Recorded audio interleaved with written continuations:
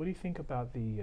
Sorry, Marcus, I'm taking all your questions, but those were just to guide the conversation. What about the victim's side of it?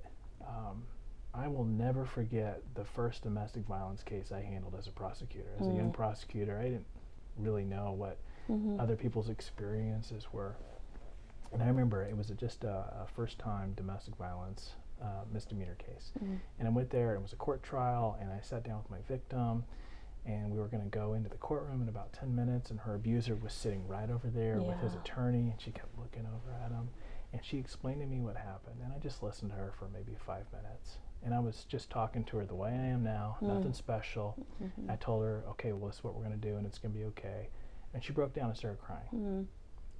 And I asked her what was wrong. I said, I thought I'd done something wrong. And she said no guy had ever been so nice to her in her whole life. Gosh. And it crushed me to hear that. Yeah, for sure. You know, so here's what's interesting. So kind of tying it back to the adverse childhood experience, we talked a lot about that connection with the perpetrator, but certainly in my experience, the victims and survivors that I've worked with over the 20 years have identified that they had vulnerabilities that the perpetrator then exploited as a way to get control, right? And so one of the things we work with folks, although we would never say, you're responsible for what the other person did, we would say, what vulnerabilities are you currently navigating that you think someone might exploit?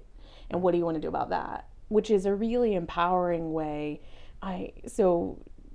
Victims of domestic violence come across all backgrounds, socioeconomic levels, ages, races, like every category, every demographic you can think of. There are people in that category who are being victimized because it's not all the same, like we said. But I do think that people with vulnerabilities, and that includes if you were victimized in childhood, it has an impact on you. If it doesn't get resolved, you may have sort of a warped understanding about how people should treat you. Right. And so maybe the person you're in an adult relationship with doesn't treat you as terribly as you were treated in childhood, and so it doesn't quite seem as bad. Makes it seem okay. Yeah, whereas those of us on the outside go, oh my gosh, that's horrible. Yeah. Like, why are you putting up with that? Right. And having a lot of questions about that. And so that's definitely the work for survivors to do, is to sort of reclaim their worthiness. Right. And, but, it's really, even people where I'm sort of draw the line is that there are definitely people, though, who didn't experience childhood abuse, who didn't have a lot of vulnerability, who also are in abusive relationships.